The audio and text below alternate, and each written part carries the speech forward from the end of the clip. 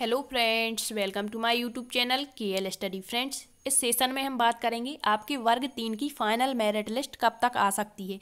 तो इससे पहले आपको बता दें, आपको जाना है TRC MP पोर्टल पर और वहां पर आप देख पाएंगे, वहां पर आप प्राथमिक शिक्षक पर जैसे ही जाते हैं तो इन्होंने अभी कुछ समय पहले ये सारी चीज़ें यहाँ पर हटा दी थी, आपने देखा होगा। ठीक है, अब इन्होंने इसमें फिर से अपडेट किया है और सारी चीज़ें पुनः एक बार डाल दी हैं।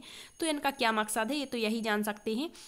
तो यहाँ ये सारी चीज़ें इनका डालने का मतलब ये भी हो सकता है कि आपकी जो फाइनल मेरिट लिस्ट है वो बहुत ही जल्द देखने को मिल जाए। हो सकता है आज आ जाए, ठीक है, या फिर कल भी आ सकती है और हो सकता है अभी 8 से 10 दिन भी इसमें लग सकते हैं। ठीक है, तो ये कुछ कह नहीं सकते। जैसा इन्होंने मेरिट लिस्ट के संबंध में एक अपडेट डाल दिया था और कह दिया था अपरिहार्य कारणों से इसको जो डेट है वो बढ़ा दी गई है। ठीक है, तो ये सारी जानकारी आपको देनी थी कि यहाँ पर ये अपडेट किया गया है। तो हो सकता है आपकी जो मेरिट लिस्ट है वो 1-2 दिन में ही आपको देखने को मिल जाए। अब देख लेते हैं कि जिसका भी फाइनल मेरिट लिस्ट में नाम आ जाता है तो उसके आगे की प्रक्रिया क्या रहेगी। तो यहाँ पर आपने निर्देश तो पढ़ ही लिए होंगे, तो निर्देश पर आपको जाना है और वहाँ स्पष्ट तौर पर आपका जो है सारा कुछ बताया गया है कि आपको आगे करना क्या है। ठीक है, तो देख लेते हैं। ये PDF है आपका, PDF को ओपन करके और देखेंगे हम कि इसमें जो है आपकी फाइनल मेरिट लिस्ट में नाम आने के बाद आपको क्या करना है। 1 मिनट। सबसे नीचे जाएंगे, ये है आपकी प्राथमिक शिक्षक पात्रता परीक्षा में हर पाए गए आवेदकों के काउंसलिंग के लिए निर्देशिका। ठीक है, तो सबसे नीचे की तरफ आप जाएंगे तो वहाँ सारी जानकारी यहाँ पर इन्होंने डाली हुई है कि आपका यदि नाम आ जाता है फाइनल मेरिट लिस्ट में तो आपको क्या करना है, ये यहाँ देख सकते हैं।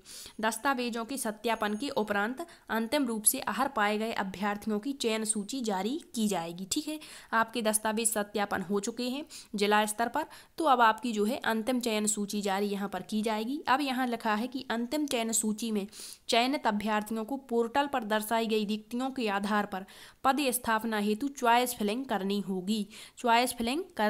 ठीक है, पद स्थापना हेतु रिक्त पदों की सूची में स्कूल शिक्षा विभाग और आपका जनजातीय कार्य विभाग दोनों ही सम्मिलित होंगी। स्कूल शिक्षा विभाग के आगे TWD और जनजातीय कार्य विभाग के आगे SED लिखा होगा।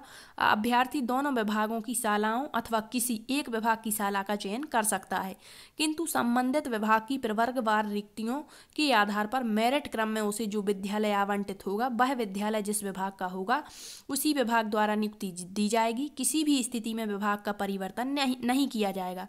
तो यहाँ पर जो संयुक्त काउंसलिंग है तो आपको किसी भी विभाग में नियुक्ति दी जा सकती है और उसमें परिवर्तन संभव नहीं है, इन्होंने स्पष्ट कहा हुआ है। ठीक है, चॉइस फिलिंग के आधार पर अभ्यर्थी यह दावा नहीं कर सकेगा कि उसे विकल्प अनुसार ही पद स्थापना दी जाए। मतलब यहाँ पर हम ये दावा नहीं कर सकते हैं कि जो हमने विकल्प चुने हैं उसी पर हमें पद स्थापना दी जाए, ऐसा नहीं होने वाला। ठीक है, अतः अभ्यर्थियों को सलाह दी जाती है कि वे न्यूनतम मतलब कम से कम 50 और अधिक से अधिक विकल्पों का चयन करें चॉइस फिलिंग में। ठीक है, अन्यथा मेरिट और यदि आप 50 का चयन नहीं करते हैं तो क्या होना है, जिलावार प्रवर्गवार विभाग मतलब जो विभाग है वही जहाँ पर रिक्तियाँ होंगी तो अपने अनुसार ही आपकी पद स्थापना कर देगा। फिर आपका वहाँ पर कुछ कहने को नहीं रह जाएगा। ठीक है, वो स्वयं से ही सारी चीज़ें कर देगा। तो इसलिए आपको कम से कम 50 और अधिकतम जो वहाँ पर दी गई होगी वैल्यू, तो उतने स्कूलों का आपको चयन करना है चॉइस फिलिंग में। ठीक है, इसके बाद अभ्यर्थियों को यह स्पष्ट किया जाता है कि वे समस्त दस्तावेज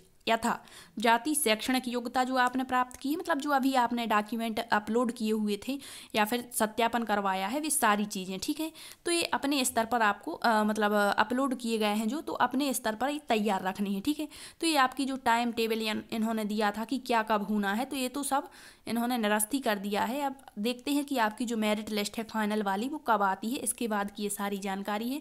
तो आप सभी डॉक्यूमेंट्स तैयार रखें। ठीक है, यदि आपको जानकारी अच्छी लगी है तो शेयर ज़रूर करें। Thank you.